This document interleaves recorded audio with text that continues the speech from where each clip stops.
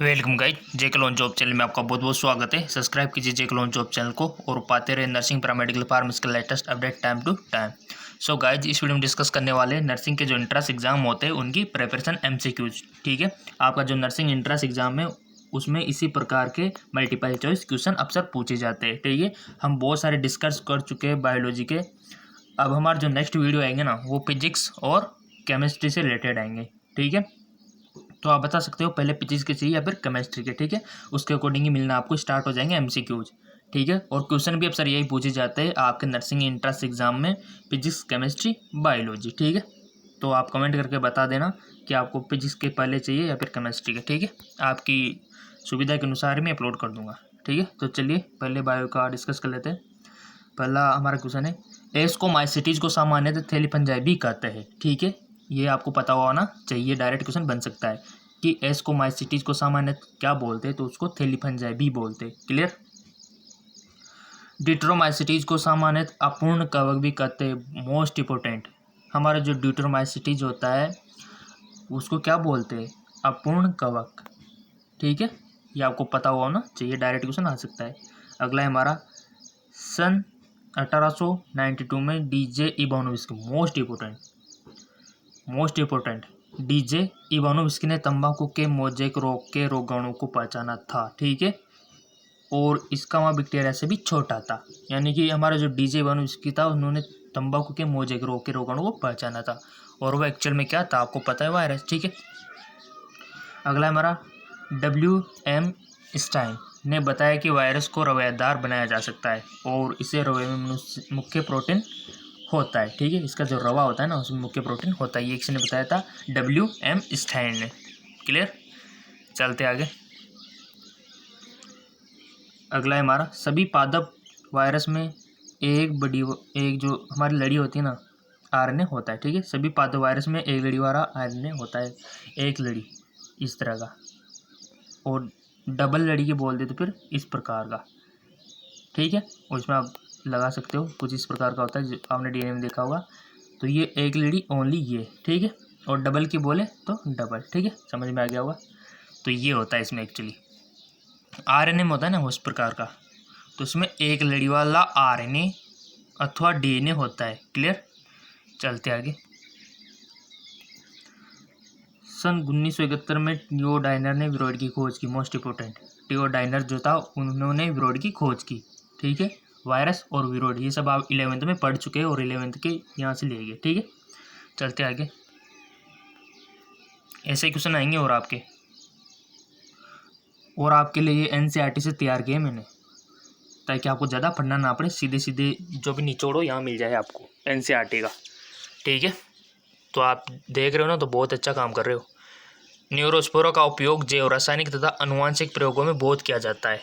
Neurospora का, ठीक है, इसी कारण यह पादप जगत को ड्रोसोफिला के सम्मान प्रसिद्ध है।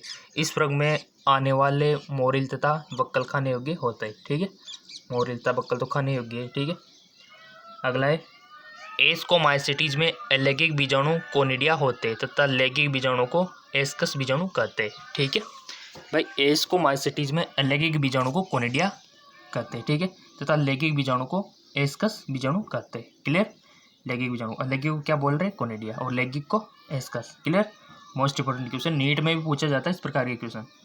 आप PMT की भी तैयारी कर रहे हो तो बहुत अच्छा है आपके लिए। ठीक है, चलते आगे। और आपके एग्जाम तो देखो, आपको पता है कि नीट का भी सितंबर में है, तो सितंबर तक के आएंगे सभी के। ठीक है, एग्जाम तो लेट ही होंगे। ठीक है, बढ़िया बात है, लेट होंगे तो आपकी तैयारी अच्छी हो जाएगी। और फॉर्म तो जब भी आएंगे ना मैं आपको बताऊंगा। ठीक है, फॉर्म तो जैसे आएंगे, क्योंकि आपने चैनल सब्सक्राइब कर रखा है मेरे को पता है, और बेल आइकन पे प्रेस कर रखा है सब्सक्राइब करके, तो जैसे फॉर्म आएगा तो आपके मोबाइल घंटी बज जाएगी। ठीक है, तो फॉर्म वॉर्म की टेंशन बिल्कुल भी ना लो आप, उसकी आपसे ज़्यादा टेंशन मेरे को है। ठीक है,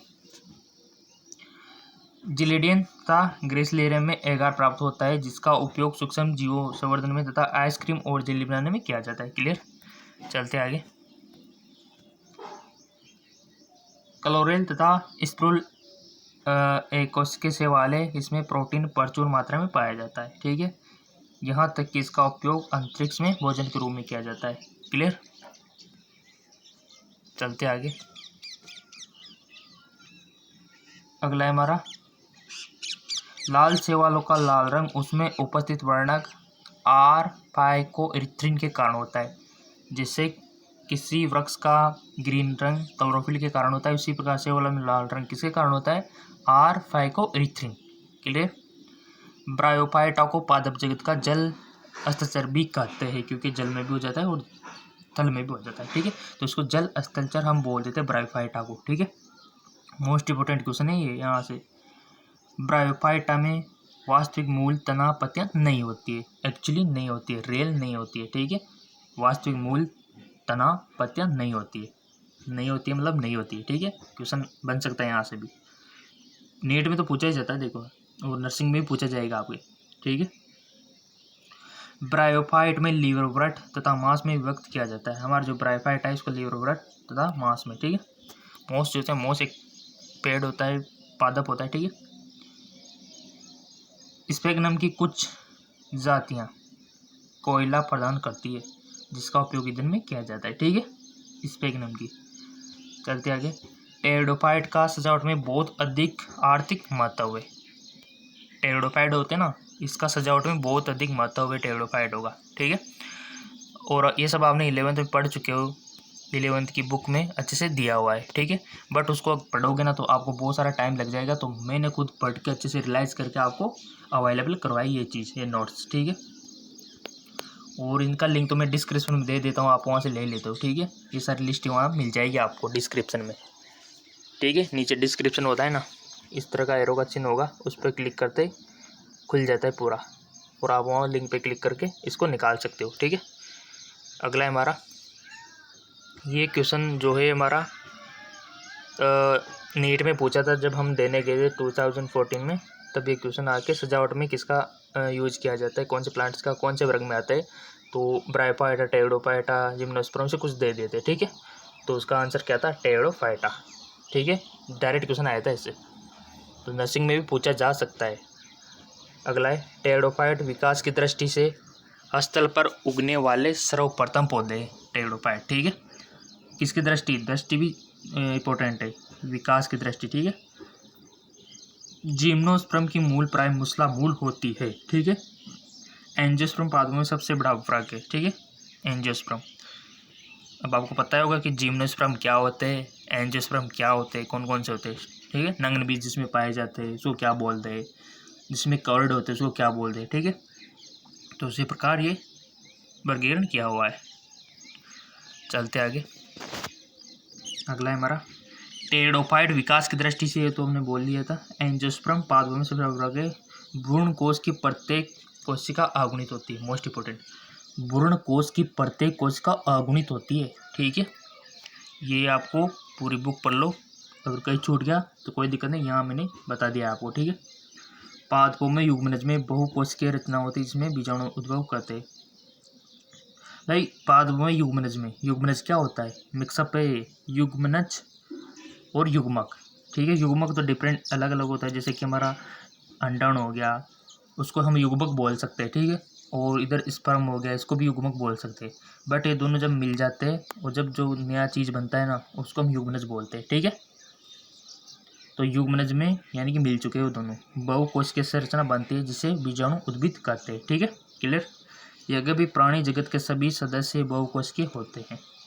किसी भी वायरस में, वायरस से क्वेश्चन आ सकता है। देखो अभी तो आपको कोरोना वायरस के बहुत सारे एमसीक्यूज कराने हैं, कोरोना वायरस से भी क्वेश्चन बन सकते हैं। ठीक है, कोविड-19 से, तो उसके भी एमसीक्यूज आपको करवाने हैं, क्योंकि हमने चैनल सब्सक्राइब कर ही रखा है। नर्सिंग की सारी तैयारी यहीं पर हो जाएगी। किसी भी वायरस में आरएनए तथा डीएनए दोनों नहीं पाए जाते, गांठ बांध लेना। किसी भी वायरस में आरएनए तथा डीएनए दोनों नहीं पाए जाते। क्लियर, लिख लिया होगा कहीं, अगर आप लिख रहे होंगे तो बहुत अच्छी बात है, नहीं तो इसका लिंक ले लेना, डिस्क्रिप्शन दिया हुआ है, वहाँ से इसको रिसीव कर लेना और पढ़ना, बार बार पढ़ोगे तो याद हो जाएगा। प्राणी जगत के सभी सदस्य बहुकोशिकीय होते हैं। जो प्राणी जगत के सदस्य है वो क्या होते हैं? बहुकोशिकीय होते हैं। ठीक है, चलते आगे। पृष्ठरज्जु नोटोकॉड मेसोडर्म से उत्पन्न होती है। हमारे जो पृष्ठरज्जु नोटोकॉड वो किससे उत्पन्न होती है? मेसोडर्म से। ठीक है, अगला है वेस्टलैंड रैट नाइजीरिया, जिसमें दोनों फोलिप मेडुसा रूप में पाए जाते हैं, उन्हीं पीढ़ी स्थानांतरित होता है। ठीक है, रॉबर्ट हुक द्वारा देखी गई कोशिका वास्तव में क्या थी? मृत थी। ठीक है, उन्होंने मृत कोशिका को देखा था, जीवित को नहीं। मुर्गी का अंडा एक एकल कोशिका तथा आकार में बड़ा होने के कारण इसे नंगी आंखों से देखा जा सकता है। ठीक है, चलते आगे। बहुकोशिकीय जीवों का निर्माण। हम भी तो बहुकोशिकीय जीवों का निर्माण एक कोशिकीय जीवों से होता है। ठीक है, एक कोशिकीय युग्मनज से वैसे का निर्माण होता है। सही बात है। जैसे युग्मनज, पहले तो युग्मनज थे, हम सब युग्मनज थे। ठीक है, और आज कहाँ है? ठीक है, तो ये किसका है? सेल डिवीजन का कमाल है। ठीक है, जिसे हम आज यहाँ पर पहुँच चुके हैं, है कि नहीं?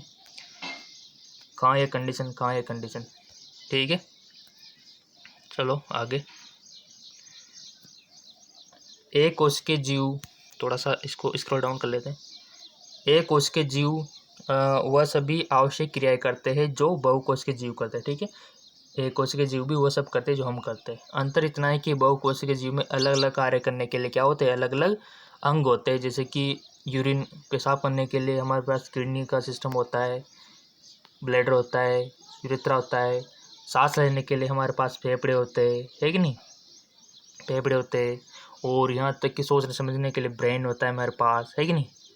ब्रेन होता है। और यहाँ तक कि हमारे जो सेंसेशन है इसके लिए तंत्रिका तंत्र होता है कि नहीं? इस प्रकार अलग अलग सिस्टम डेवलपमेंट किया हुआ है। पाचन के लिए हमारे पास आहार नाल होती है कि नहीं? तो ये सब चीज़ें अलग अलग होती है, बट एक कोशिका में सारा काम एक कोशिका कर देती है। ठीक है, तो ये अंतर है इसमें। जैसे कि यहाँ पर दिया हुआ है कि बहुकोशिका में अलग अलग अंग होते हैं, जबकि एक कोशिका में सभी कार्य, जैसे कि पाचन, उत्सर्जन, श्वसन एक ही कोशिका में हो जाता है। क्लियर भाई? एक कोशिका तो करेगी ना ये सब, तो सब किसके थ्रू होता है? ओनली सिंगल सेल से। जबकि हम में तो अलग अलग ऑर्गन डेवलपमेंट हो चुके हैं। क्लियर, चलते आगे। बायोलॉजी को पढ़ने का मजा बहुत आता है। अलग अलग कार्य अलग अलग होते हैं, हमने पढ़ चुके हैं। अपन थोड़ा सा स्क्रॉल डाउन कर लेते हैं इसको। मनुष्य के रक्त में पाए जाने वाली WBC भी एक कोशिकीय संरचना है जो अपनी आकृति बदल सकती है। हमारे शरीर में जो WBC वो भी एक कोशिका ही है। ठीक है, कोशिका के विभिन्न संगठन एवं झिल्ली द्वारा प्रदर्शित होता है। यह झिल्ली पौधों एवं जंतुओं की कोशिका को आकृति प्रदान करती है।